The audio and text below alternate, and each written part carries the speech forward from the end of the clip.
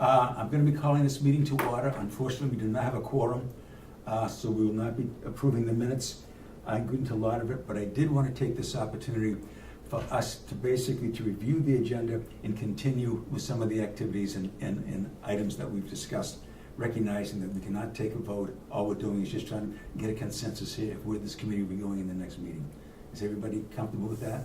Mm-hmm. Okay. As I said, I had received an email from Representative Glenn Cordelli. A while back, he had emailed me and asked if we could get the new agricultural commissioner, Sean Jasper, up here for a meeting, but I wanted to do that. And I told him, speaking for myself, I would definitely like to see him up here, but I have to run it by the committee, which I think I did at the last meeting. And he said, yes, let's get him up here.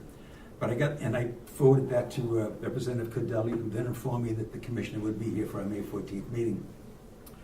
As I thought about it, I wanted the time that he was going to be spending with us to be productive time, not only for him, but for the committee as well.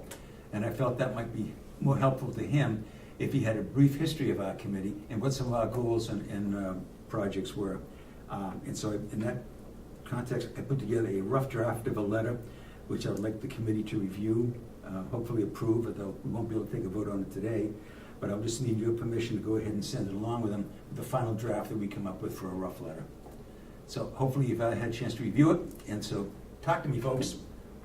The only thing I've got is a minor, by the way, I thought this was excellent. Thank you. It covered history, Yep. and you know, what our plans are going forward, Yep. what we're hoping to do. So the only changes, Okay. edits I would make would be in the third paragraph. To start that process? Yep. Okay. At the very end of it, you have a line break, and you say, we have applied for a grant for funding for the study. Yep. I would suggest that that be continued from the previous line and delete 2 words in that sentence. Okay. I think it should read, we have applied for grant funding for the study. For grant funding. Okay. Okay. And have that as just part of the previous Yeah, sentence. yeah. Okay. Okay. And the same thing with the first paragraph. There's a separate line. It looks like it should be part of the I'm sorry, Sandy, I was making a note here. What paragraph we got now? first paragraph, The first paragraph. where it says generally lasts about 2 hours. Yeah. And then Hi, Mark. continue right on it. The meetings Yeah. are held in the delegation room. Okay, wait a minute, hold on. I mean, Jim, that's 2 hours. Okay, so what? It was just so that it's not a separate paragraph. It's just the last sentence of that first paragraph. The meetings are held in a delegation. You want Yeah. to eliminate that? Well, no. Just put it so that it starts after the word 2 hours. Okay. With the meetings being held, Maybe it's just the way it's printed. with the meetings held in the, okay. See, this is the way it printed out. Oh, no, okay, that's my printer. In this copy, it did not work that way at all. Okay, good. Yeah. All right, so that's, My printer, when my email sometimes, this takes things all crazy. Okay. But no, it did not. That is my email computer fault. All right. But as you can see, mine here is. oh, it looks good. I'll blame it on my email. All right. Okay. All right, but I can make that, yeah, okay. Any other comments? Thank you, Dale. I don't know what you're talking about. That's okay. I don't either. I think it's fine. It's okay? Yep. All right. What we're doing, we don't have a quorum here. We do have a We do quorum. now. We do now, yes. All right, we can get back and get serious. Okay. So I'm gonna be jumping around to the agenda called to order. The approval of the minutes for the April 13th meeting. Hopefully you've all had a chance to read them. Sandy did a good job. Is there a motion and a second to approve the April 13th minutes? I'll make a motion. Okay, is there a second? You weren't here, so. Right. Sandy? All right, I so move. Okay. Is there any discussion, any omissions or errors? If not, all those in favor of accepting the minutes for the April 13th meeting signify by saying aye. Aye. Aye. Opposed? Abstention? Okay. I understand. Trails update.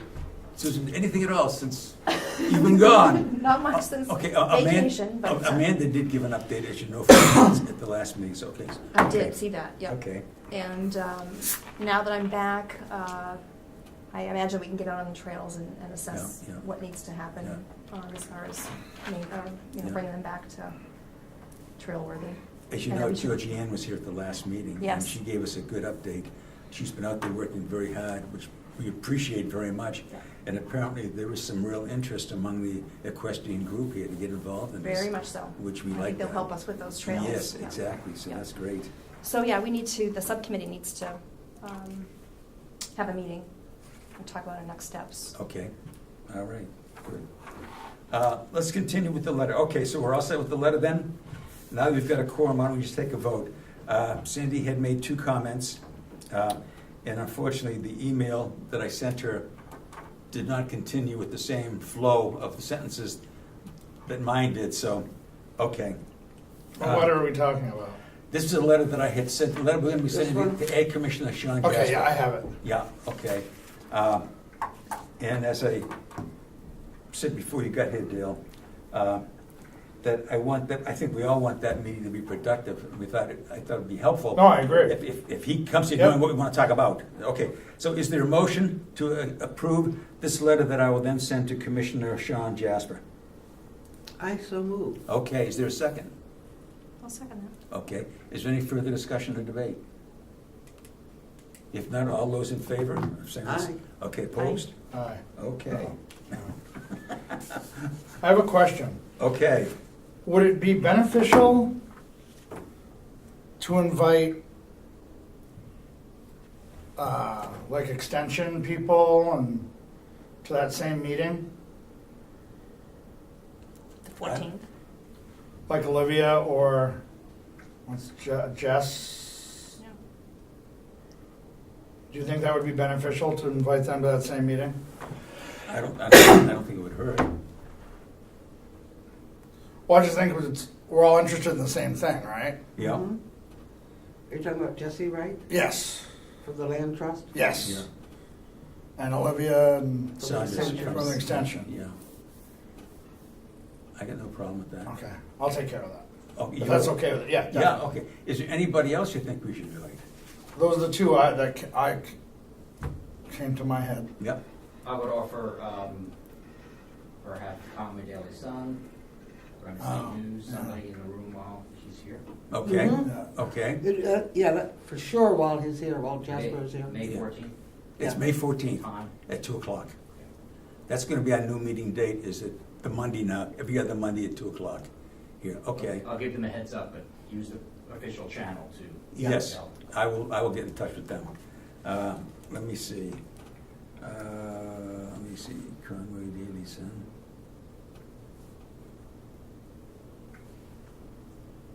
Damon.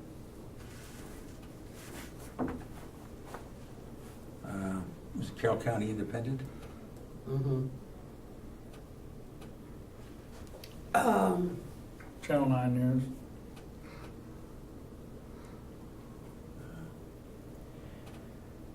What's the paper more for? Is it Granite State? That's Grand State correct. News? Granite State News, okay. And Carroll County Independent. Yeah. Okay.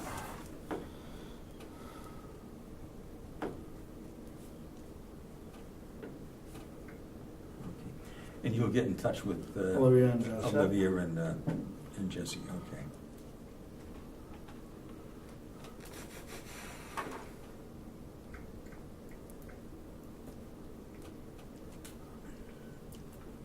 Dale, is that in relation to the MW Veg or just? No, I think, well, yeah, I mean, because I think Jess is pretty highly involved in that. She is, but the Upper Saco Valley Land Trust does really not cover this area?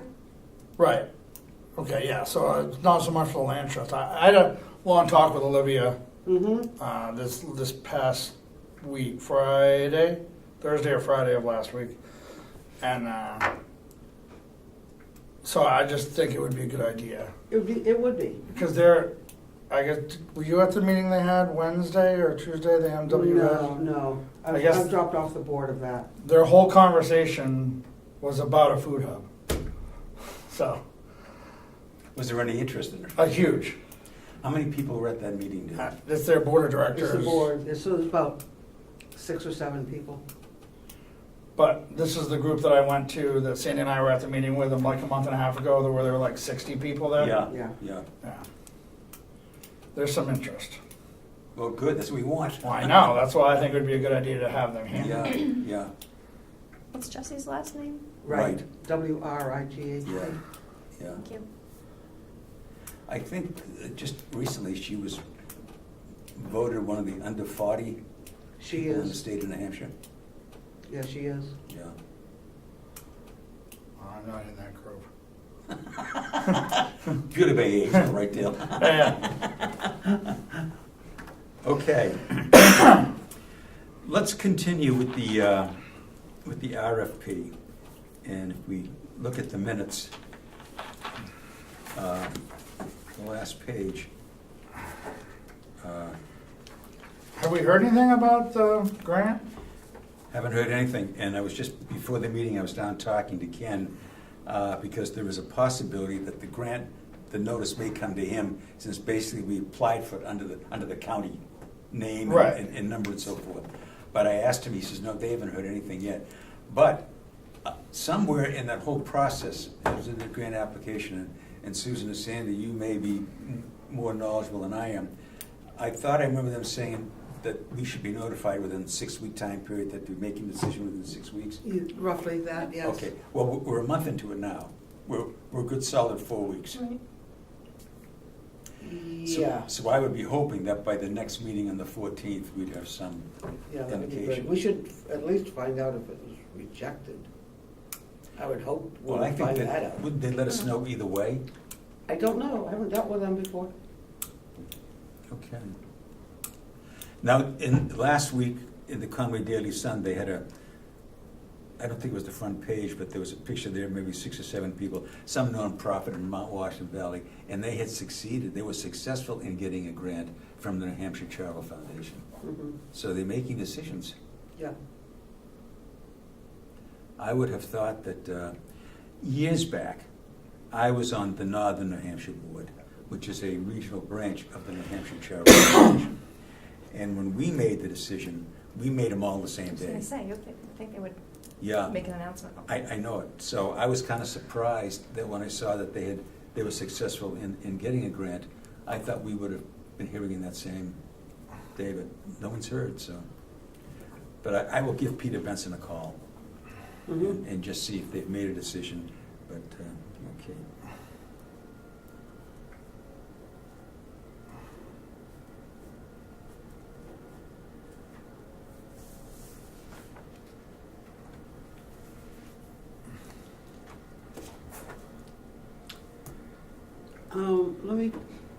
The blueberry patch, before we get back onto the RFP. Okay, I saw in last week's Independent, Carroll County Independent. yeah. The information, front page story about leasing of the blueberry patch. Okay. Did anybody see anything in the Sun? Negative. Nothing. I didn't either. I don't believe they got any interest. I think the deadline was the 26th. No, was. Or did it's they extend tomorrow. it? They Or tomorrow's the extended it deadline? until tomorrow. So, yeah, and I spoke to Olivia about that as well when I spoke to her, and she said the best source we could have put that in would have been the Market Bulletin, Yeah, I know. and I don't think it got into that either. Is that right? Yeah. But I do think if there isn't any interest in leasing it, I think Mark's idea from the last meeting is something we should pursue strongly. And it's hard to, without Amanda here, it's hard to see what the commissioner's interest would be in that. But I really think we should push for that sooner rather than later. I mean, said push for what? that the idea he had at the end of the meeting, the Save Our Blueberry Patch, nonprofits, donations from local businesses to do what we need to do to get it up to snuff, and then have Boy Scouts, Girl Scouts, 4-H groups, any nonprofit that wants to come in to do the work and to reap the benefits of the blueberries for a year. We talked about that, didn't we? We did. Yeah. It'd be a nice little fundraising thing for our scouts. The story in the Independent said that after Ken Rochon had attended the pruning workshop they had here, Yeah.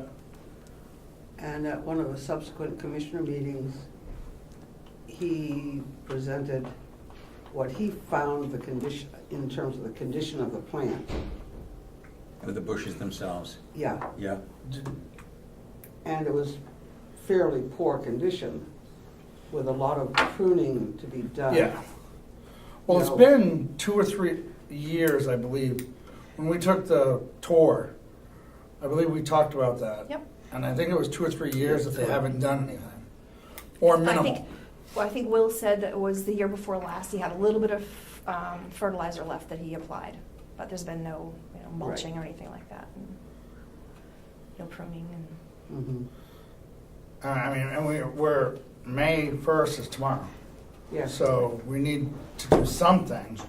If it goes another year without something happening to it, we're going to be that much further. But we're almost to a point where, Unfortunately, either Amanda or Mark are here, but,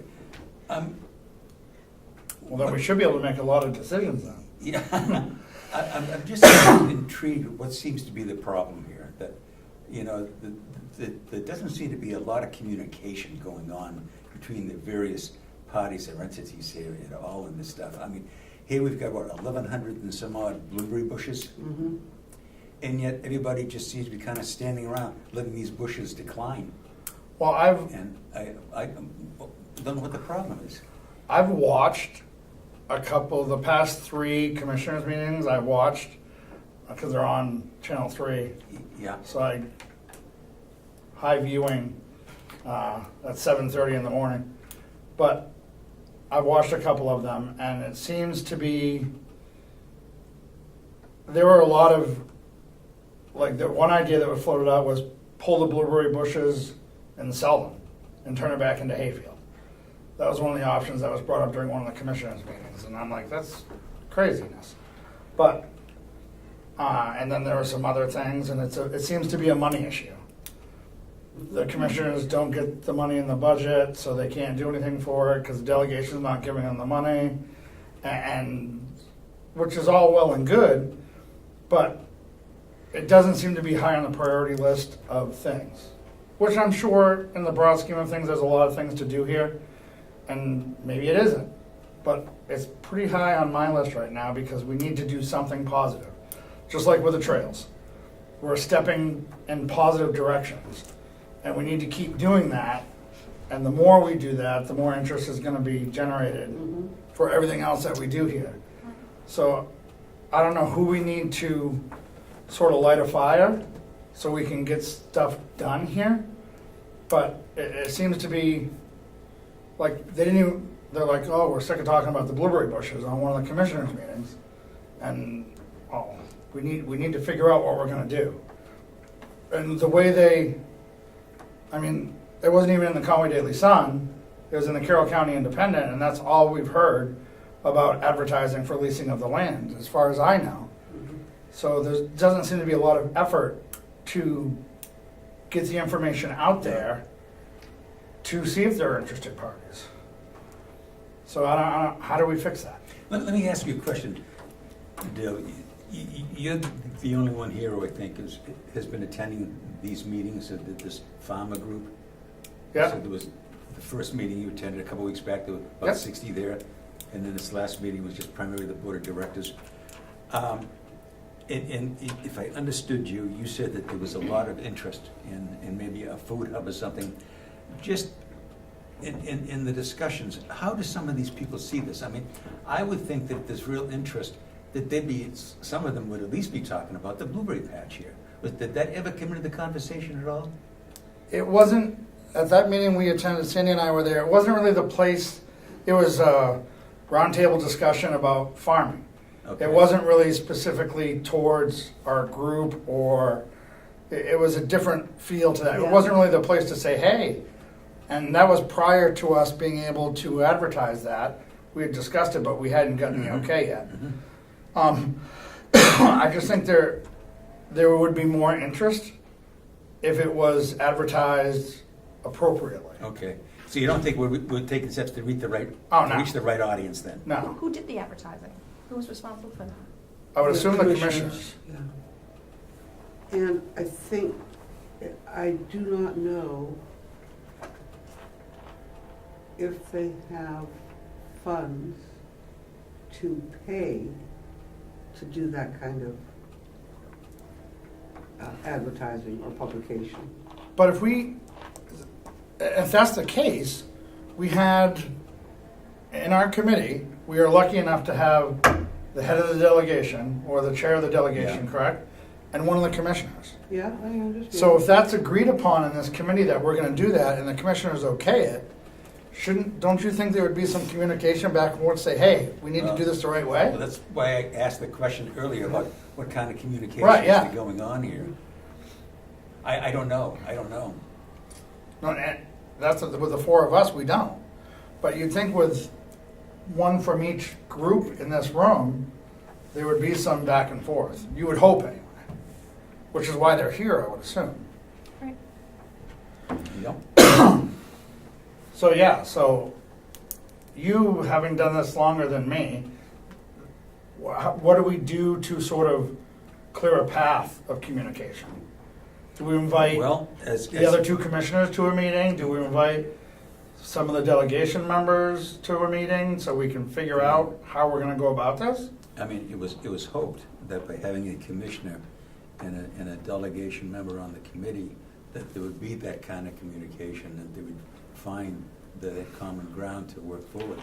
I mean, I don't know if that's happening or not, but that was the reason they were asked to be on here. Which they both said that they wanted to do it. No one forced them to do it. They both are very eager to be on the committee as it moved forward. Right, and then with the going back to the Blu-ray patch, Yeah. it was approved by the commissioners to do this. Yes, yeah. And it seems to be like, well, we'll do it, but it's not really important to us. Yeah. Well, with their permission, why don't we just complete the project and Well, do the advertising? Well, that Why are we may be leaving it to them? that may be the answer. If to me, and just to take a step back here a little bit, but it ties in with the meeting we had 2 weeks ago about on the RFP doing the survey first to determine if there was any interest in the farm community, and if there's no interest, then then we've got a problem. And so I agree with Dale here. If we can't find within Carroll County, who says they have to be within Carroll County, either a farmer or a group of farmers that see this as a great opportunity to even talk to the commissioners about it, and Right. then hold the time. We can't even get them interested in one little aspect of this thing. What sort of success would we have in getting Carroll County Farm involved in something bigger? I don't know. I'm not throwing a question out there to which I already have the answer, but I think it's a valid question to raise. And as you say, Dale, and it could very well be that we're not targeting the right audience for this. I don't know, but that certainly is a valid question again. But I've been told, and some of you may have far more information on this than I do, that a while back they tried to lease out something, whether it's the blueberry or the hayfield or whatever, and they didn't get any response. Well, they tried to lease out pasture. Okay, pasture. And Okay. the issues were Yeah. that you had to supply your own water, you had to Fencing, put up your water. own fencing. There were the Okay. limitations, what's the word I'm looking for? The Constraints? constraints they Yeah. put on it Yeah. made it nearly, because I was interested in it, Yeah. but yeah. the constraints they put on it were Yeah. nearly impossible for anybody to achieve. Yeah, yeah, yeah. Well, that may be part of the problem again. I don't know. Well, it's like, and not to change the subject again, but one of the big things, one of the big draws for us, since we've been doing this for 9 months now, or am I close? Whatever. A year. Well, whatever it is. Yeah, yeah. Was September. we've talked a commercial kitchen. Yeah, And then at our last meeting, Amanda's like, well, we've got this thing for a commercial kitchen, we might be leasing it out. And that was one of our, in the communication between the commissioners and us, that's the first we heard of it. It was like a quick little snippet and that was it.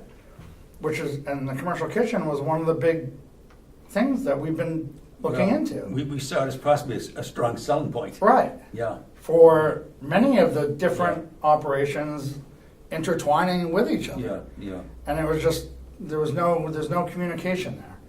And it was a little frustrating to hear that statement and then, Well, you know, the other thing is, if these group meetings you're going to, if there's discussion about creating a food hub, which personally, that has been on the list of one of the things that we want to encourage it. When we're talking about agricultural production, the bigger umbrella, a food hub was something to take a look at. But to go along with what Dale is saying, that commercial kitchen, the potential of that commission was also important in that. If and again, I'm theorizing, but this works in other parts of the state and the country.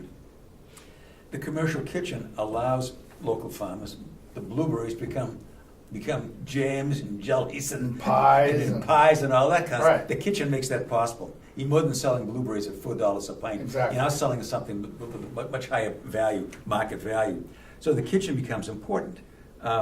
It all ties in together. And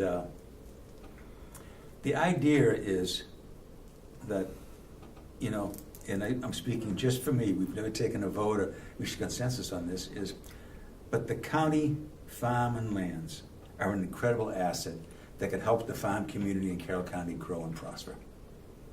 That's, what else would it be there for? It's to partner. We've talked about partnerships. We've talked about possible co-ops. We've talked about leasing. Mhm. The goal is this incredible asset helps the farm community become more prosperous and to grow.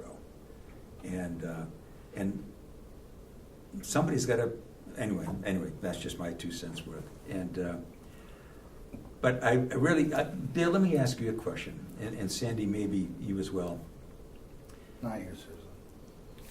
No, well, Susan's not involved in this farm. Are you involved in that farmer group? No, I am No, not. okay, all right, I'm supposed to be. Would it make any sense to invite 1 or 2 of them, some of their officers down to talk? Well, I think The, Jess is involved. Right. The group is, unless people have signed up to become members of the group, that group, MW Veg group, Yeah, since the meeting back in March, I think it was, Yeah, yep. the only members are the board. who are the 60 people that attended? Those were people just, they were. Potentials. Oh, okay, potential. just interested, what Parties. was going on? Yeah. Yes, Curiosity, yes. okay, what is it you doing? Okay. And the members of the board included Olivia, Hannah. She used to be the farmer at the community school.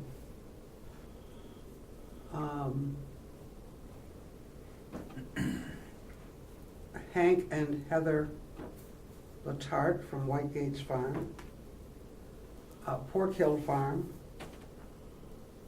Mountain Heartbeat Farm. That's Joanne. Tom Earl from the Earl Family Mhm. Farm. Mhm. Janet Wilkerson. She used to be the executive director of NOFA, New Hampshire. She did a study a few years back. Yes, she did. Yeah, I've She got did the a- study, yep. yeah. She did that study for the Upper Saco Valley Land Trust. Yep. So then there's Upper Saco Valley Land Trust. And Jessie Wright works for them. And she was hired by the Land Trust to work on food system issues. I think they got a 2-year grant. for That's them to do correct, that. that's Yeah. correct. Then there was myself. And I think that was it. Okay. And we worked together for about a year and a half, meeting a couple times a month. They don't meet in the summer. No, we don't, Too busy. yeah. I did learn that. You're farmers. Right. You're too busy. Yeah, Yeah. yeah, exactly. You know, just putting together a charter, bylaws, et cetera, et cetera. But it's primarily a marketing type organization, and by that I mean advertising, getting the word out to support local farms. Which is kind of key. It is kind of key, yeah. I mean, you know, from the work we did before I came here, if you get that word out, you're going to find out one way or another pretty quick. Mhm. Yeah, who's interested in newest? Right. Now, Exactly, exactly. so if we wanted to get some of the officers, Olivia and Jesse, hopefully they'd be coming. Yeah, I will talk to Olivia Um, Monday. we could find out about Tom Earl. He's one of the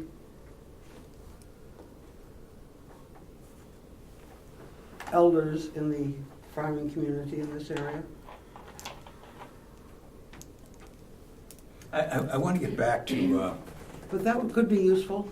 yeah, who was it? Was it at this board of directors meeting that the idea, which is of a food hub, came up? Well, you had the meeting, you were talking with Jesse and with Olivia the other day, right? The other day, yes. The idea of the food hub it was brought up by, we've talked about this before, a woman who has a food truck who Oh, supports yeah. local farms, and they asked if anybody had any thoughts or questions at the end of the meeting. And she said, if we had a food hub where I wouldn't have to go to 8 different farms to pick up all my stuff, and I could pick it all up in one spot, it would make life so much easier. And of course, Sandy and I looked at each other immediately, and The the big meeting in March was a quote annual meeting for MW Veg. Right. Just to talk about the accomplishments, you know, get out awareness of the group. We had people from Weston Farm and Moulton Farm, the owners of that, come and talk about their experiences. Did they see this as a threat to them? no, they were No. they were happy. Interesting. Yeah. Actually, the owner of Moulton Farm is very interested in becoming a member of MW Veg. He loved the fact of the enthusiasm, the amount of people, and he thought it was great. Yeah, We all need to work together. yeah. Agreed. But my limited experience has been that many farmers are very independent. But remember, I said at our last meeting here, that since you and I have had that meeting, attitudes have changed. Well, good. Yeah.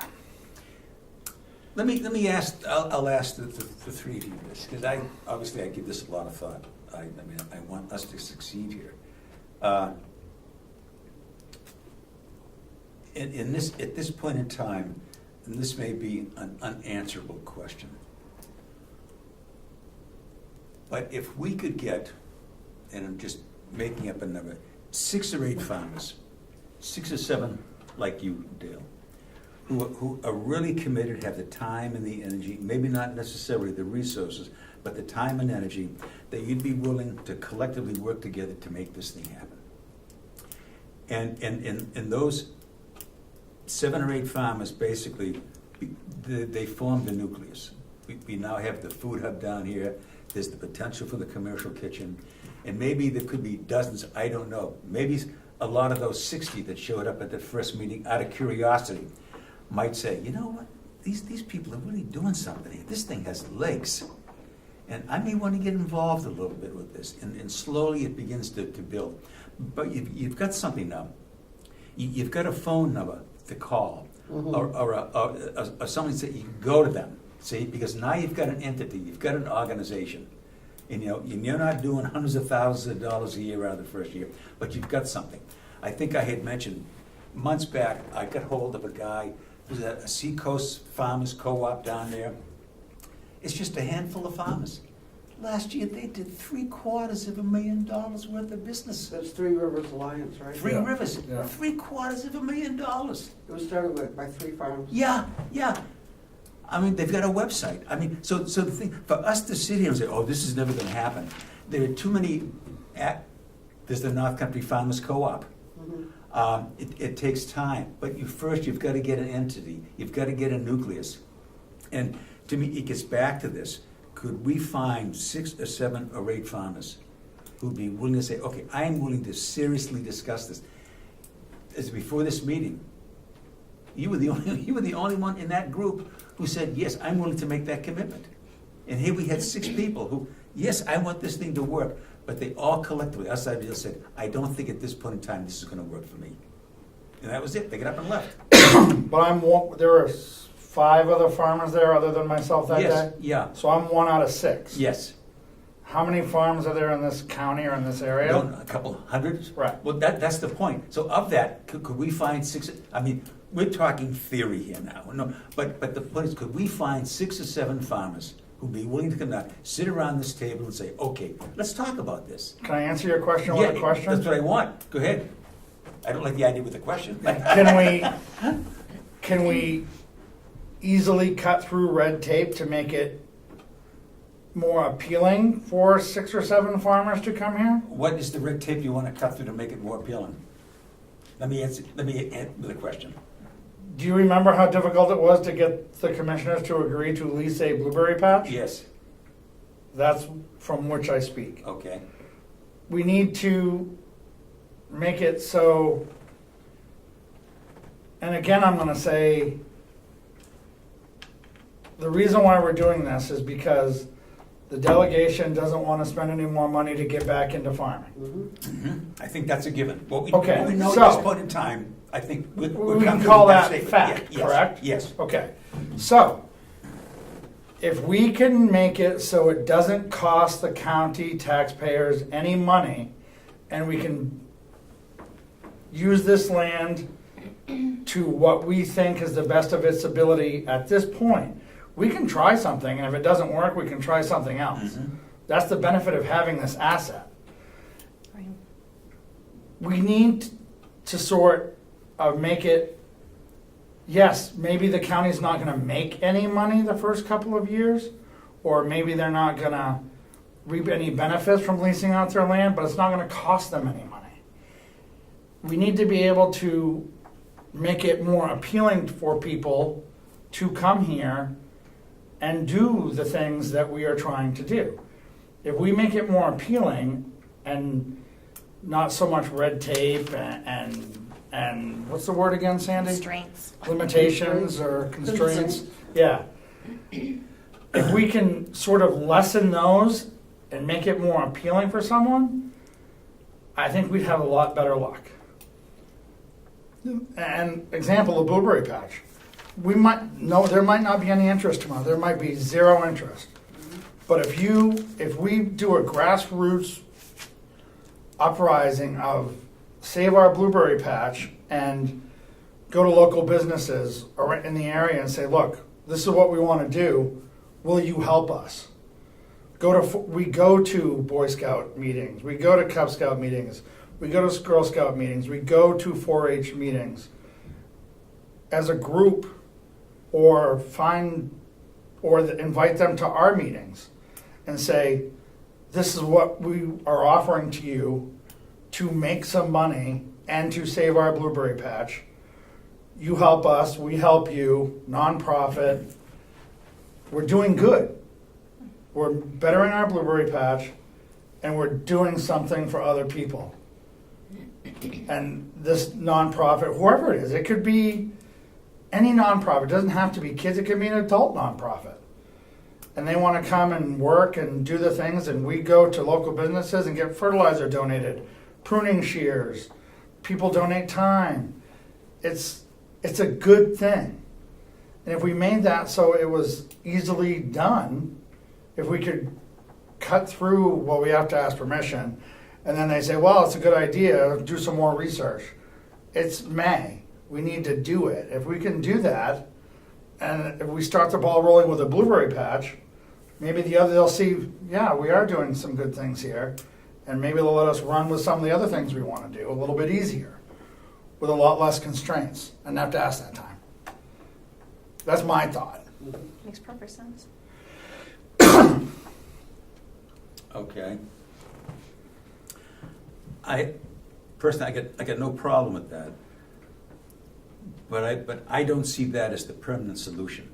Oh, I'm not saying it is a permanent Yeah, solution. The permanent solution, that blueberry patch, is we've got to find a group of farmers or an entity that says, yes, I see this as a money-making opportunity, and we'll take it. Who's And to if say we find a nonprofit that comes in here or a couple nonprofits, and they start working together, that may be it. and then they're like, hey, this is going to work. Yeah. We want to stick with it. Yeah. What do you want from us now? Yeah, and that may be the thing, that could evolve into it. I'm not saying it's a Yes. permanent fix. Yeah. But let's get the ball rolling. Yeah. Because we're stagnant right now. Yeah. And I don't want to be stagnant. Ed, Yes. I just wanted to encourage all of you to watch the April 18th meeting of the commissioners. This is where they talked about the issues with the blueberry patch, the witch's broom, and other and the effort for leasing the okay, bushes out. April 18th, yeah. So it's the April 18th. Now, the reason why I videotape and put all the jump points in is because you can find it. So I guess I'm going to have to start sending out emails exactly when the farm is connected so people can communicate. Yeah. You're correct. Communication is key, and there's no reason for us not to be communicating. I don't know how much more I can do. Number two, the delegation has the authority to authorize leases. The commissioners can't go out for leases on their own. They have to they have to allow the delegation to vote to accept to do that. Uh-huh. The commissioners also have the statutory authority to manage the county property. So they really cannot delegate that authority to anybody else. So that communication's key, because if they're going to allow you to do something, they have to be the ones making that decision. So Right. that communication is imperative. But that's why... Even more so with those constraints on it. Correct. Yeah. Have you seen, were you able to look at the lease that they came up with so far? I've only seen the request for proposal that went out. I have not seen a lease. Okay. Well, I encourage you to watch that first part of the meeting. It starts out, I believe, at minute 2:12. Okay. Perfect. Thank you very much, Thank you. Ed. Because the thing is now, as Dale said, tomorrow's going to be May 1st. Farmers are already getting into their gardening, their planting Yeah. season. For us to all of a sudden to jump into May 1st, plans have been set. And I don't know how effective we would be this gardening cycle to all of a sudden get people to say, well, gee, have you thought about this? Well, that's why I think the nonprofit route would be Yeah. a good way to go right Yeah. now. Okay. Because we are late Okay. into it. Yeah. And it's going to be, we were late Yeah. asking for permission. They were late. We were late. No fault of anybody, but we were late. So I think if we want to save it, and if it is getting bad, which it is, we don't want to wait another year. We need to do something. Even if we only do half of them, let's do something positive. Let's do something beneficial for somebody. Because the resource is there and it's going to waste. Mhm. I agree with that. At least get the witch's broom cut out. Right, yeah. Yeah. Well, the thing is, as unfortunately Amanda Do you think it's something we need to get on the agenda for the next commissioners meeting? That's what I was going to suggest, since neither Amanda nor Mark were able to make today's meeting. But it's decision time here. I think we should get a clearer understanding from both. If in fact, I'm getting this from others, that the blueberry bushes are in decline. That if we're going to be doing it, we're going to do it now. So would both the commissioners and the delegation approve spending money to basically, to start the process of resurrecting the blueberry patch. There are over 1,100 blueberry bushes there. I mean, that's a, you know, how many acres is that? Of blueberry bushes? Probably an acre, Okay, if that. but are we gonna let, I mean, I'm just puzzled, you know, we have been given the task, or at least I understand the task, of basically, in our mission statement, is to find a use or uses for the 900 acres of county land. And we asked both a commissioner and a delegation member to be on the committee to work together to come up with a plan, or plans, that basically would meet the approval of both governmental bodies. And yet there seems to be little consensus here among these two governing bodies as to even taking initial steps. It would seem to me that if the consensus is the blueberry patch is in decline, and these are some steps that we should be taking to change that, then why isn't anybody doing it? You got any thoughts on that, Ed? I do, but I may get myself in trouble. I have thoughts, and I don't mind. We're in getting trouble all the time. Come on in, the water's fine. I have a thought. I Okay, really have nothing to lose. I'm tired of the games everybody's playing on this. It's become a political football again, and you'll see it if you watch the commissioners' meeting. You'll see it, and that's all I have to say. I don't even make your own decision on it. I'm not going to bloviate on it. Watch the meeting and see, and you come up with your own conclusion about why it seems to be no consensus on how to go forward with it. That's all I got to say. Thank you very much. Dale. As far as the delegation's concerned, Yes. I think the Representative Mark has made it clear that they don't want to spend money. So on that side of it's very clear. But then when we try to do things, hayfield, blueberry patch, no, we're not going to do the hayfield. We try to do it so they don't have to spend money. And then they said, no, we want to fix it and spend money, and then maybe we'll lease it. But there's that friction on that side, where this side, pretty clear, we don't want to spend money. That's the other side, the commissioner's side, that's where this, in my opinion, that's where the tussle is on the commissioner's side. Because the delegation who, if I am correct, approves The budget. They approved the budget. Okay, so, and they're saying to us, we're not gonna spend any more money.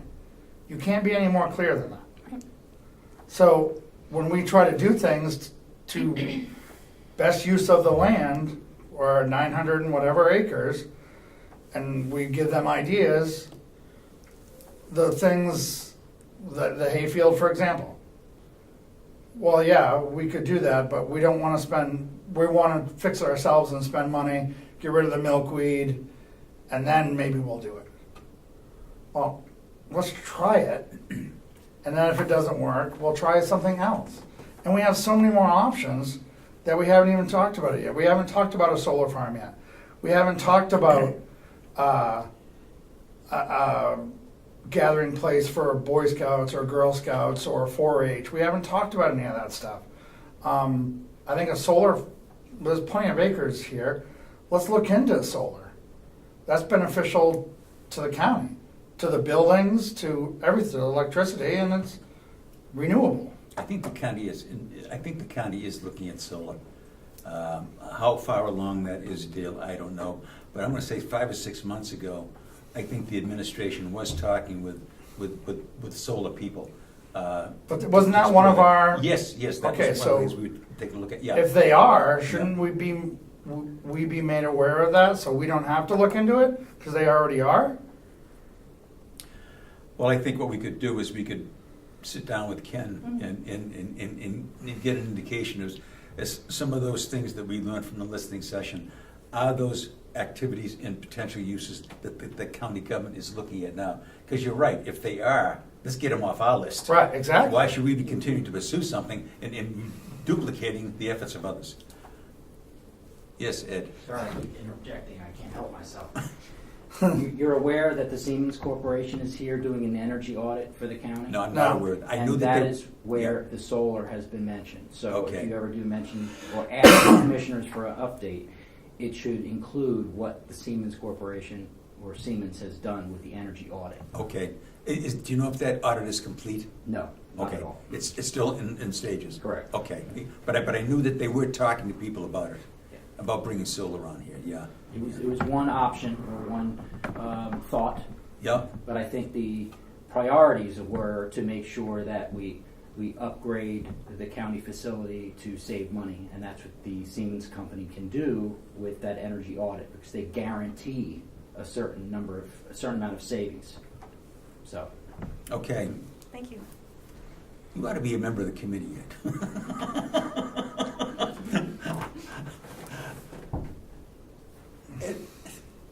It does get frustrating. I agree. It's frustrating.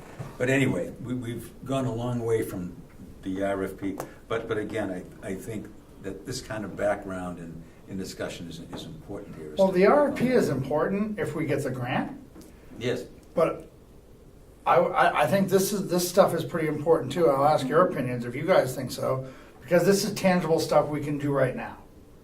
The RFP is still a maybe. Okay. The feasibility study is still a maybe at this point. Yes, it is. It is. The So blueberry patch, the trails, the horse trails, Yep. that's all stuff we can do. that's going to happen regardless of the grant. Right. So I don't think we're wasting time by focusing on this stuff now and sort of setting the RFP off a little bit, because I mean we can put that RFP together pretty quick. I think when we get approved, I'm going to think positively when we get approved for the grant. But this stuff, and I'll ask you guys if you guys feel the same, we should focus on this stuff that we can do. The horse trails, the trail behind that we want to work on, the short one, that The there's money to be spent. Right. That's stuff we can do, the blueberry patch, those type things. And I feel strongly that if we start doing positive things and people start seeing things are getting done, we're going to get more support for the other things that we're doing. And as far as I'm concerned, the delegation members are voted on by Carroll County. The commissioners are voted on by Carroll County people. Mm-hmm. If we start doing these things and people see that there's some good in government, we're going to get more support. And I think that's important. Okay. So that's my feeling on that. Well, that's We welcome your opinion too. well. All right. Let's just. Well, it is my understanding here, that based on the subcommittee, that the trails have taken on somewhat of a life all their own, and that will move along to a great extent, regardless of whatever funding that we get. Am I looking at that thing correctly? In other words, you remember what we'd end up with on the RFP is basically two initiatives: the Learning Center, the Right. Agricultural Learning Center, and explore the feasibility of the county lands Production Act. becoming part of a bigger agricultural production thing. Right. Those were the two areas. Right. They did not include the trail network. They did not include camping sites for Girl Scouts and Boy Scouts. Right. So we figured that those would evolve and take on a life all of their own. And my feeling is that since we're not talking money on those, at least at this point in time, that those can continue to work regardless of whether there's somebody sitting behind us writing a check or not to continue that. So the big picture is still the agricultural learning center and the ag production, which is why I keep getting back to, you talked about building support for this. And if we could find a farming organization here in the county, say those 60 people that showed up at that first meeting, and all of a sudden they made the commitment that they wanted to become part of this thing. Now they're going to be calling that delegation, they're going to be calling the commissioners and saying, look, there's 60 of us here and we want this thing to happen. Because politics talks, Right. voters talk. Would Beginner Farmer, how active is that organization?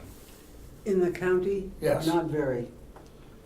So would they be someone we would want to involve in the 14th meeting or no?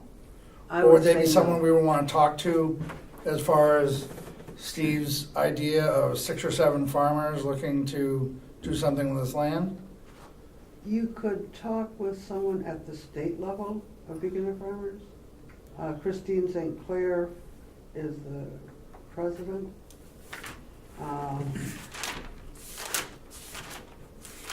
But And it's, she's the president at the state level? yeah. And Kate Kerman is the, I'm not sure if she's the vice president, but she's the secretary, membership person. What about NOFA? Does anybody have any connection with them at all? I used to be a member years ago, but I quit. I really dropped out. They're What about still the- fairly active, I think. What is that? Excuse my ignorance. It's Northeast farmers, or NOFA, Northeast Organic Farmers Association, Okay. and it's there's one in every state. one in every state. Yeah. It's about 6 or 7 the Northeast. Okay. What about the Carroll County Farm Bureau? Is any, I mean, I think. Amanda's a member. I'm a member. They're a pretty active group, They're aren't a they? reasonably active group, yes. Who's the president of that now? Oh, good Lord, I don't remember. Sandy, you're our go-to person on this. I just don't know their names. Frank Riley was for a while, but I don't know if he's still active. I in don't that. think he is. Amanda knows better. Okay. Alan Fredrickson, I think, was pretty Yeah, active, used to be the president of Carroll County. Top of the hill. Top of the I'm Hill sorry. Farm, Top of the Hill. Goldsboro. Okay. Oh, okay, yeah. Yep. Bill Stockman was pretty active in it too for a while. Because I think Does anybody know if there are full-time farmers in the area? I know you were rattling in a discussion on the board of directors of this group, mentioning some farms. Are they full-time farmers? Most of them are, yeah. Most of them are? Yeah, Okay. yeah. Dale, you're a full-time farmer, aren't you? Well- Close to it? I was just going to say that everyone who farms, you're a full-time farmer. If you're farming, you're doing it full-time, whether it's a small scale or large scale. Well, it's interesting, because a while back, I had a conversation with someone, I think I've mentioned this, but in the context of this discussion, it may be worth repeating. I talked with somebody that I know in the Mount Washington Valley, who they have a full-time job, and they classify themselves as a part-time farmer. And I asked them, I said, I'm missing something here big time. I'm not in sync with this at all. I'm missing something. What am I missing? And he said to me, look, I have a full-time job. He said, because I have a full-time job because I can't make a livelihood in farming. He said, so I'm a part-time farmer and I have a full-time job. He said, and so if you came to me and said, gee, we could really get out there with a food hub and we can sell what you grow or raise and that kind of thing. That's great. He says, but I'm already spending 4 or 5 hours a day on my farm. He says, to come by with my full-time job, I can't spend any more time on it. He said, and as far as getting labor, he says, forget it. He says, so even though you could come to me with this, waving this big carrot in front of me saying, boy, I can double or triple your farm revenue. He says, that's great, but how? And he says, and I realize I'm just one person. He said, but I would venture that there are probably a lot of other farmers out there that are like me. He says, the idea of becoming full-time theoretically sounds great. He said, but you asked me to give up my full-time job. He says, and at this point in time, I can't do that. So. And I'm in the same boat. I have a full-time job. Yeah. I'm lucky enough to where I can work nights, so Yep. I have all day on my farm every Yep. day. But, and from personal experience, it's a scary proposition having that full-time job, being a farmer, and leaving the security of that full-time job and trying to make ends meet as a farmer. Exactly. It's a scary proposition. Oh, I agree with you, dear. I agree with you. But Burn that bridge behind you. On the other hand- Yeah. the potential benefits that I see, I mean, from day one, I've said multiple times during these meetings, we need to think outside of the box. We need to create something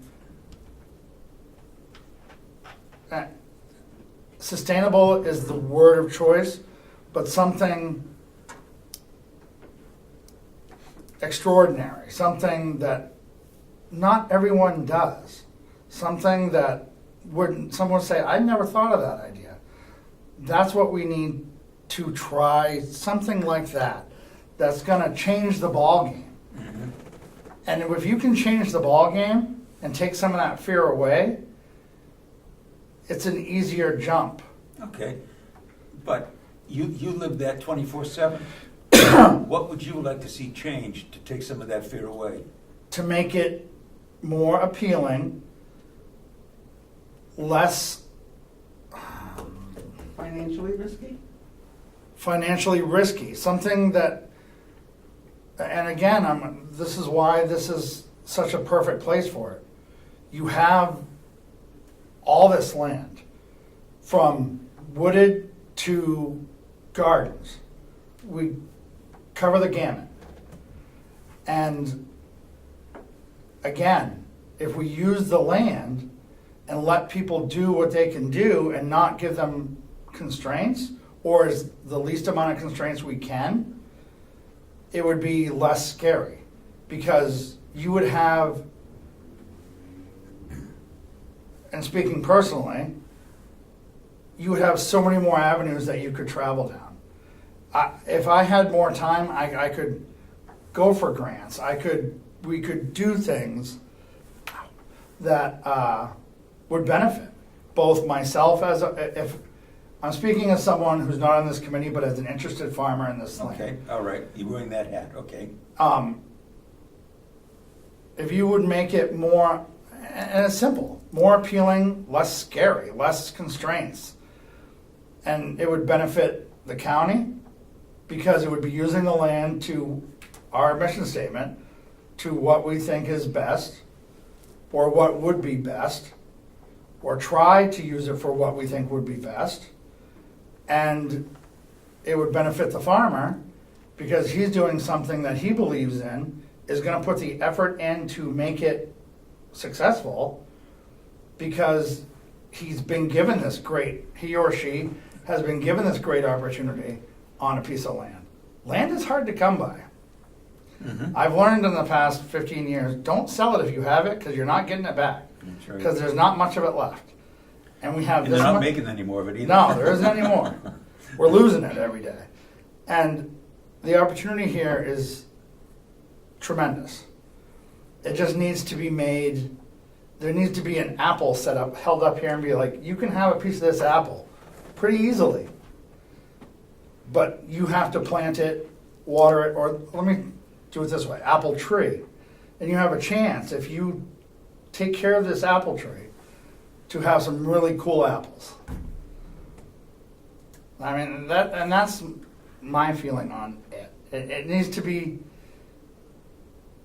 we put it, and like Sandy said, it was in the Carroll County Independent for the blueberry patch, and that was it. What's the reader base for the Carroll County I Independent? don't know. It only comes out once a week. Right. Yeah, it wasn't in the, I didn't see it in the daily. It was, I looked every day. Yeah, It I wasn't in looked. there. Yeah. I looked most days. Yeah. And so, But as you said, and I think that's something worth really pursuing, is were we reaching the right target audience to begin with? that's why we need to invite these people to our meetings. We need to have conversations with them and say, what do you want to make it less scary for you to use this land? Or someone like Yeah. you. What would they need? What would a farmer, and it may not be you, but it might be your neighbor, or someone you know, or someone that you know who they know. What would we need to do to make it more appealing, so this would be something you would be willing to take that chance on, so it would be less scary, for lack of a better term. Let me ask you a question, and this has not worked throughout the state, so, and again, why didn't it work? And if it was in your hands, what would you do differently? And that is, we've talked in this conversation about the potential for the kitchen, a commercial kitchen. Statewide, that has not worked. And the state was involved in it at one point in time. As we've said, there have been other studies on it, and they say, no, it doesn't work at all. And yet it would seem to me, sitting there, that if through a value added through a chain, whether it's a food hub, whether it's a commercial kitchen or whatever, we get the Dale Drews of the world more of that dollar. That's yours. Because the farmer only makes about 14 or 15 cents of the food dollar. All the middle Wow. people get that. They get it, see? It's the processing, it's the marketing, it's the distribution.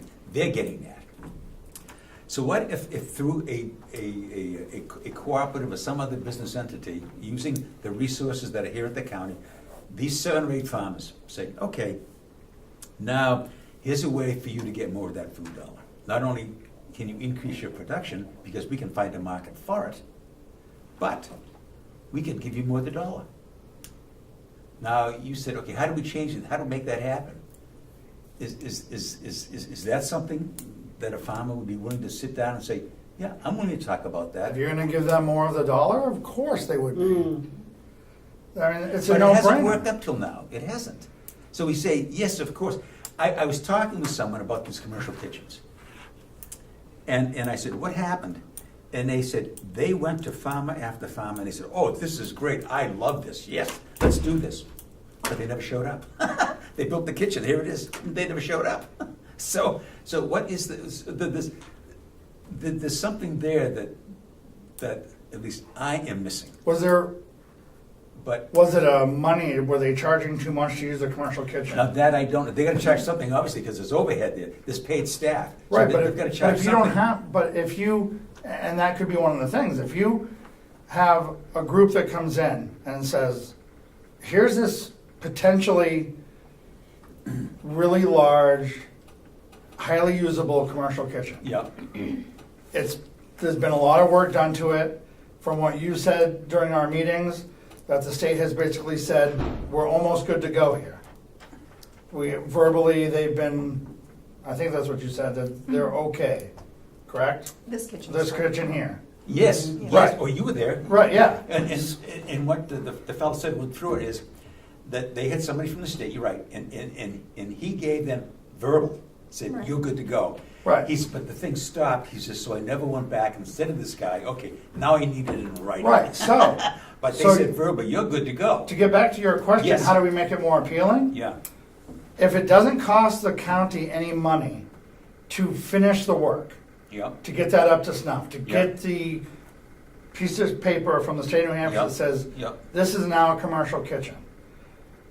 And you have someone come in and say, a nonprofit, all these nonprofits, or let's just say we have 4 Boy Scout groups that want to come in and do the blueberry patch. I'm hypothetical here. okay, yeah, All Boy Scouts, Cub Scouts, what do they have? Parents. yeah, Parents cook. Some parents can make jams. That's true. Volunteers can make pies. Let's say, okay, now you have these blueberries. We have this commercial kitchen. Go ahead and use it. You clean it, you take care of your mash, you pick up after yourself. Now not only do you have these blueberries, but now you have the ability to commercially make pies or whatever you want to make from the blueberries to add more value to your dollar, to bring in more value to your nonprofit. It's not costing the county any money. And here you go.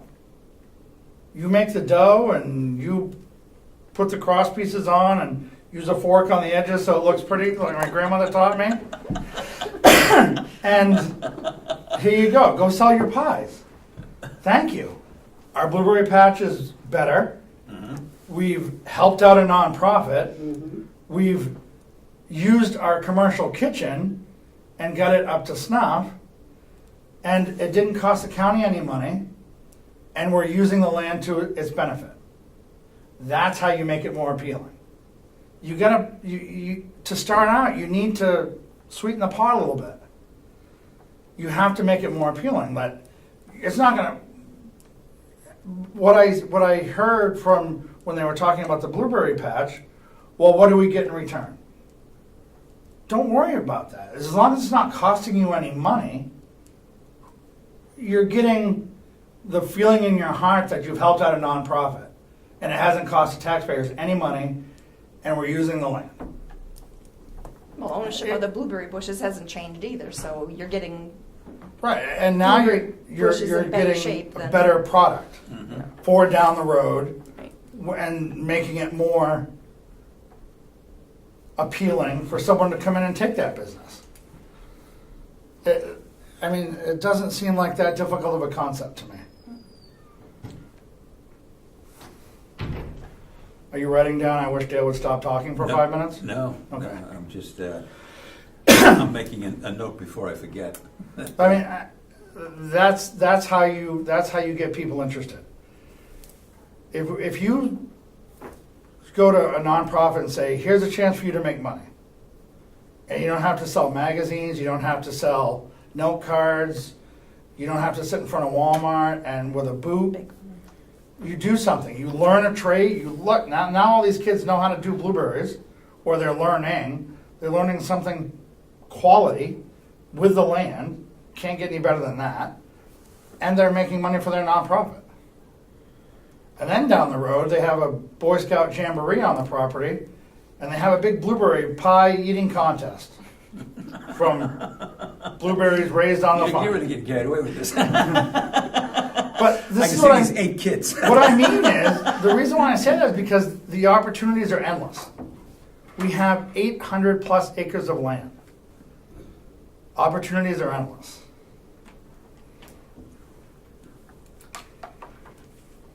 And my throat hurts, so I'm going to stop talking.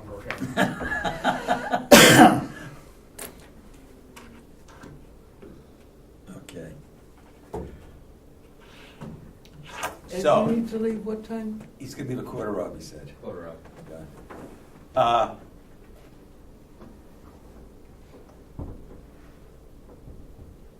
Are you suggesting then that, as you had mentioned earlier, that maybe we should get on the agenda, the commissioner's agenda, and basically pursue a little further the fact that, how they have marketed the leasing of the blueberry patch, and have they hit the right audience, and what other options are they considering? I think that would be a good first step. Mhm. And I think we need to make them aware that we're frustrated with the lack of communication, and we need to figure out a way to have better communication with the three of them.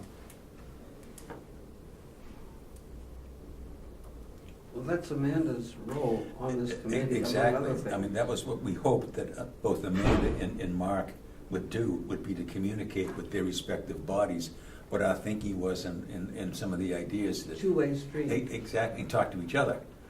No, from us to them and from them back to us. Yes, and,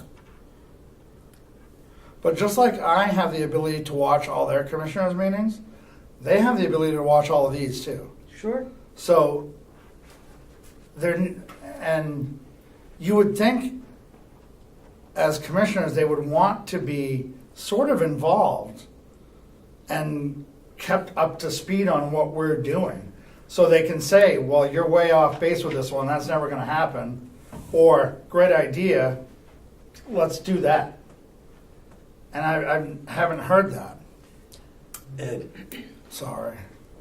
I said I was going to stop talking. No, that's okay. No, I'm going to speak to what you said.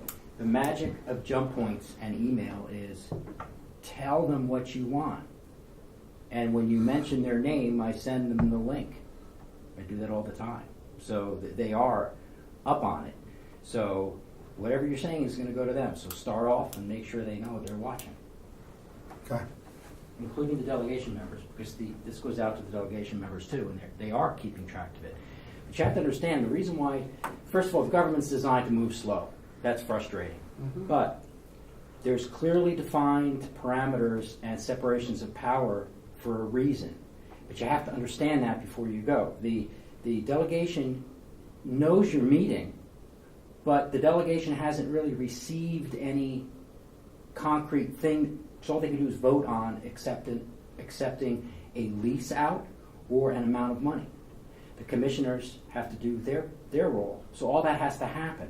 But you have to understand those two parameters before you try to talk about communication, because that's what's in your way. Is the bureaucracy is really in place for a reason, but you have to work through that system. Now, is the delegation aware of a lease from the commissioners for the blueberry patch?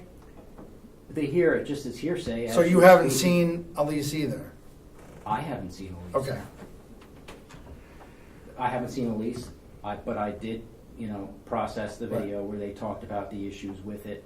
And they're, if you watch it, they mentioned that they're worried about how are they going to put a lease or an RFP for a lease together when the Blueberries may be having some issues. They needed to know how to put that in an RFP, because now they're going to have to say, now you're going to have to take care of the witch's broom. Or are they going to take care of it and then have it leased out? That was where I think they were stuck at. That's why you need to. A question for you, Ray. Just on the hall here, we have a county attorney. Does either the commissioners of the county or the delegation go to the county attorney and say, look, we're thinking of putting together a release here for the blueberry patch. You talk to us. What should be included in that? I really can't speak to that, but I had Okay. a similar issue where I wanted I wanted grants to be reviewed by the county attorney, but the county attorney said that he's not licensed or bonded for everything as an attorney. And looking at the county attorney's workload now with over 350 plus opioid cases and everything else, and I don't know if they're going to want That's to. not a big priority with the. I don't think Yeah. she'd be. I can't speak for her, but I don't know. Yeah. If that's the direction. Does she have they any wanna go. aides or assistants in there? Yes, She does. Okay. but it's a very busy office. Well, I'm Mhm. sure that it is. I'm sure that it is. Yeah. Okay. But I would get on the commissioner's agenda every single week. I kind of agree with that. I mean, they seem to like to talk about the blueberry patch. So if you did show, it would at least it wouldn't just be them talking about it And then us talking about it. separately. At Separately, least you could right. all talk about it. But that's why you have a liaison here. I mean, Amanda's been here; she's not here. now. I have to tell you, my frustration in all this. History. There are 10 counties in New Hampshire. 8 of those counties have basically walked away from their county-owned lands. They've had studies. Cheshire had a study. Sullivan County had a study. But basically, at the end of the day, they said, we're walking away from this thing. So only Grafton County, and I guess you could include Carroll County, is still, we're paying some lip service to doing something here. But all the other counties, they said, no, this just doesn't work. I just refuse, and I'm speaking just for me, but I refuse to accept the fact that this 900 acres of county land in a changing world, that there's not a role for this county land to play in basically reinvigorating the local economy agriculturally. I just refuse to believe that. Now, what the answer or the solutions are, Dale, Susan, and Cindy, I don't know, but I refuse to believe it. We don't do what the other 8 counties have done. We do Exactly. something different. That's exactly. We've got to be. There's your thinking- answer. Yes, but Let's what is find that? it. But Let's find it. And that's what we're trying to find now. Is because you're absolutely. We've got. You took the words right out of them. We've got to think outside the box. What has happened up till now in the state and 8 other counties has not worked. Well, So why should we continue to think the same way that they do? We've got to think differently. We've got to approach it differently. And the goal of this committee is to try to find those uses. But it's more than it's to find the path to take. I'm Sandra. sorry, yeah. You say that what the other counties have done has not worked. How do you mean that? I mean it is that they don't have any farms. They don't have an operating farm. Okay, but they made a decision or determination based on the situation in that particular county that there was no need for an operating farm on those properties. Yes. That doesn't mean it was a bad decision, it just means that's the decision they made for their county. So it worked for them. That decision worked for those counties. It did, but my question is, were they using the right measurements? I don't know. They did studies. You can't say that they arbitrarily made that decision without looking at it. Correct. But did they use the right measure? What we've been talking about here, from almost from the get-go, is what we are talking about, exploring, is basically involving the farm community actively, and basically partnering with the county to utilize these lands to be a stronger economic driver in the county. Growing food hubs, commercial kitchens. We have been talking about, okay, how do we utilize this asset, and it is an incredible asset, to the best advantage of the county? That's ingrained in our mission statement. And so we are still actively pursuing, it may not be the county getting back into the farming business, having cattle out there, a pig operation or whatever. But it's partnering with the farm community here that basically to utilize that resource. So what we're looking to do, you're saying that what we're looking to do is different from the other counties in that Carroll County is seeking to have some sort of agricultural activity take place on this property, regardless of who does it. Exactly. Yeah. Exactly. I mean, it's been clear. I mean, Mark has stipulated more than once that he does not see the county getting back into operating a farm operation. He's made that's the line he's drawn in the sand. Knowing what we know now, he does not see that happening. And I don't either. He's probably right. But that doesn't mean that the private sector, and by the private sector, I'm labeling those farmers in the county who basically can't find a way to partner with this county asset to improve their farm operations and become more profitable. And in becoming more profitable, they begin to meet a basic need of county residents, and that is putting 3 meals a day on their table. Do we know if any of the other counties attempted to have local farms operate any sort of an agricultural entity on their county properties? I don't know that. Somewhere Yeah, I in the don't back, either. somewhere in the back of my mind, and I may be wrong, I hope I'm not making this up, Cheshire County basically leased out some of their land, hayfields and so forth, but that didn't work either. Now, I may be completely in left field and just tagging things together that aren't connected, but somewhere I was told that, or I think I was told that.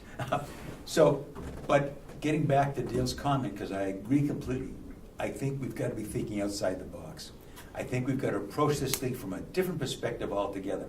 Because what we do know, and the history is here, that if we follow the path of the other 8 counties, we, in all likelihood, will end up with the same decision, the same answer. And so we are trying to approach this thing differently. But that gets back to, in some respects, the RFP. If that is going to have any legs and any future at all, it's got to involve the farm community in Carroll County. Otherwise, that's not going to work. And we'll become the 8th county in the state that basically says, well, we tried this and it didn't work. But I think there's a feeling here, and I'm not going to be putting words in anybody's mouth, is that there may be a lot of avenues that we haven't really explored yet that we should. But it still gets back to the question I'll ask you again, Dale, that I've already asked 3 or 4 times, and to some extent Sandy, is how do we bring these other groups that are trying to explore this whole thing, how do we get them involved in this? We bring them here. We bring them here, or we go to them. Put it on the table. This is what we've got. And what are we offering them? That's why we need to get on the agenda every week for the commissioners, so we can figure out what we can offer, how we're gonna offer it, and what we're gonna do to make it look good, so when we offer it, there's some interest. Yeah. One of the things, Sandy, go Isn't ahead. that part of what we're hoping to have an RFP do? Yes, To figure out what we have, in fact, yes. in detail? As far as the learning center and No, let's just focus on Production Act. What the resources are. Yeah, let's just focus on the ag production thing Yeah. right now, even though we've been asking 2 questions. Is because in some respects, what we've been talking about the last hour is the RFP, basically, is the survey. And what should be on that survey. And it would seem to me that there are several questions on there. And it could very well be, going back to the very first committee, as I've mentioned, a little bit of history here, the first committee had talked about the listening sessions, which we did. And we had also talked about a farmer survey. sending out to the farmers who at that time were on the Carroll County farm. Didn't you come to my farm with that survey before I started, I don't know if I did. during your first committee? I may have, but we never put it because we were told by experts, and I defer to them, that don't do that. Don't send out, the committee should not send out the survey, because that should be on the RFP. And that they should be doing that, because they would do it far more professionally than our committee could. That was, and so we basically defer. We never sent out the survey. But in this RFP, to determine whether there's farmer interest, the survey would be part of it. Just, is there any interest or not? But getting back to what we've discussed here is, if there is no interest, why not? What could we as a committee and as a county do to create that interest? What are the obstacles? And as I said, the one farmer that I talked with, who's somebody I know and respect, they said, basically, with my full-time job, there's no way that I could be a player here. I can't all of a sudden double my production. Now, if that's one of the reasons that's thrown up there, then how do we get around that? There may be still ways to get around that. Getting back to the getting that person more of the dollars that go into that. So instead of getting 16 cents of the food dollar, they're now getting 50 or 60 cents of the food dollar in a bigger market. Or you're here 4 or 5 hours, and while you're working, this other guy could be here another 4 or 5 hours. Exactly. And you work together on the same thing. Exactly. So there's ways. Limitless. Yeah. Now I'm digressing here for a second, but I'm on another committee in the North Country here, and one of the things that we have been talking about on this other committee is basically the role that co-ops could possibly play. Mm-hmm. Now, this is not something that, we've never discussed co-ops. And so I'm wondering is if I could arrange it, and I'm not saying that I'd have any success at all in doing it, but if I could arrange for somebody who works with co-ops to come down and talk to us, would that be worthwhile? Of course it would. Yeah, you want to get somebody from CDI, Cooperative Development? There is an outfit whose sole mission in life is to develop and cooperatives.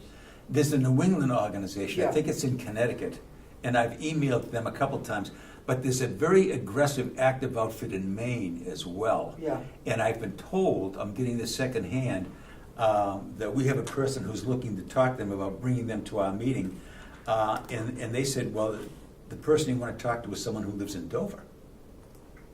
Yeah, So there is a So there may group be in somebody New just down Hampshire, the too. road, Yeah. but I think this person is connected with the main group, which is becoming very, very aggressive in forming co-ops. So again, just as we had, was it Tom Howe up here talking about conservation easements, might it be, we've talked about co-ops here, almost every meeting. Is there a place for co-ops? Is there a role for co-ops to play here?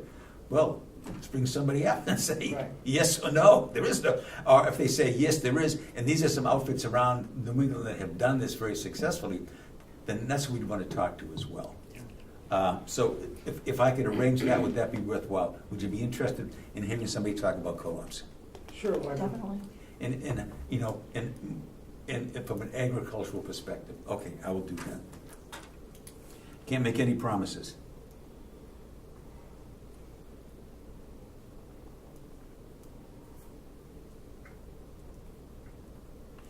Okay. I have a question. Good, Dale. On March 9th, we were talking about a trip to Sullivan County. Yes. Are As the we snow went. not doing that now and letting the potential feasibility study take care of that? Or, I'm still open to go over there. because what they're doing is working, from what you said in the discussions you've had, correct? Mhm. So, I mean, it would only Now, be, they get county funding. Unless I'm mixing them up with somebody Well- else, they get county funding. wouldn't it be, I mean, if we just talk to them via the phone and maybe go over there and see what they're doing, that would maybe give us some ideas, or give us, the commissioner representative to our committee likes facts. We all like facts. Right, so if we go over there and say, this is what's working for them, here's why, Yeah. and here's the proof that it is working for them, that will do nothing but benefit us in the long run. Well, For what it our does- argument, for what it- what we want to do. What it does do for us, Dale, is by going over to them, and talking with them and seeing what they've got, it gives us a better sense of the kind of questions we would want to ask to include on the RFP. It just gives us that much, like most of us, we hate to reinvent the wheel. And if somebody's doing something and they've had success at it, then, okay, what can we learn from that? So should we try to touch base with them again? And Do you want to do that, try that again? Okay. Sandy, think we- Susan, what do you? Sure. Okay. want to go on a Friday or Saturday during the? No, No. not me. You can go without me. No, you're coming. Well, it's got to be on a Monday then, I would think. One of our regular meetings. Ed can bring his camera along too. Well, I think it would be beneficial for us to go. Oh, no, I agree. So I think we should open that up again and Okay. see when we, I will or you try. talk to them out. Yeah. I think you should spearhead that. Well, Dale, you got me spearheading everything. Now, Talking with the and another commissioners. question. Sandy, you might know this. Which one of the counties is there, and if so, which one of the counties is running a milking operation? A milking It's operation? I think Grafton County is the. Oh, yeah, Grafton Yes. was, I'm not sure if they still are. Are they still? I heard they were losing a lot of money in that operation. But is it still active? I don't know. Okay. I will. It wasn't until a year or two anyway. Yeah, I that's don't up know in if it still Haverhill, I is. think. Isn't there county lands, their farm up in Haverhill? Somewhere in that area. Yeah. Because even if it's not working, it might be good for us to see something that's not working so we don't follow suit. You know what I mean? Yeah.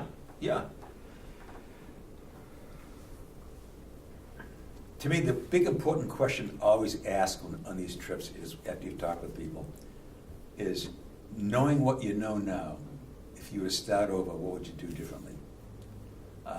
And I have always been amazed at the answers I get in those kind of in that question. They say, well, we wouldn't do this, we'd do this thing differently, and that's how you learn. Okay. But getting back to the RFP, we've bounced around. Okay, I think what there we've you done go. with this meeting is we've solidified the fact that on the RFP, the first and foremost question is basically the survey. Is there farmer interest at all out there? And the fact that also if, maybe to highlight that, to explore us going and talking to some of these farm groups, like the Carroll County Farmers Group and maybe others. Can I read this real quick? Sure. But Grafton County Farm. Okay. The Grafton County Farm consists of a dairy operation, a small piggery, a tree farm, and a farm stand. Much of the work on the farm is done by inmates who are serving sentences in the County Department of Corrections. The farm produces vegetables for the county nursing home, Yeah. Department of Corrections, to sell at its farm stand. The farm also raises potatoes for local food pantries and pumpkins for a local school district. What was the date of that? Yeah, what is the date on that, Dale? Does it give it? This is their Grafton County Farm website. Okay. Yeah, I know, but when was the last update? Because sometimes that stuff doesn't get updated Yeah. frequently. Yeah, it Let me doesn't. see. If it's a year old, that doesn't mean they still got the dairy operation going.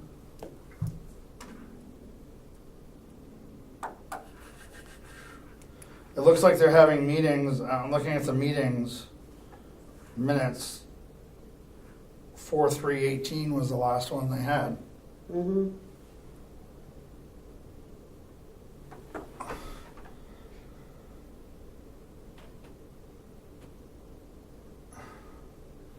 So it might be worthwhile.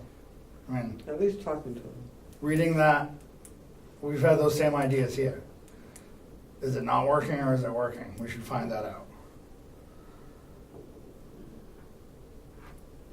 The thing that is always in the back of my mind as we have these discussions in the market potential and so forth, is the fact that I think I mentioned at one of the last meetings, I got more solid information on family food budgets, and taking that information and putting it into Carroll County. We're looking at a food budget here for the county, for the residents and tourists and everything else, of somewhere in the high 200 million to 300 million. Mhm. That's a good budget. That's a very tempting market.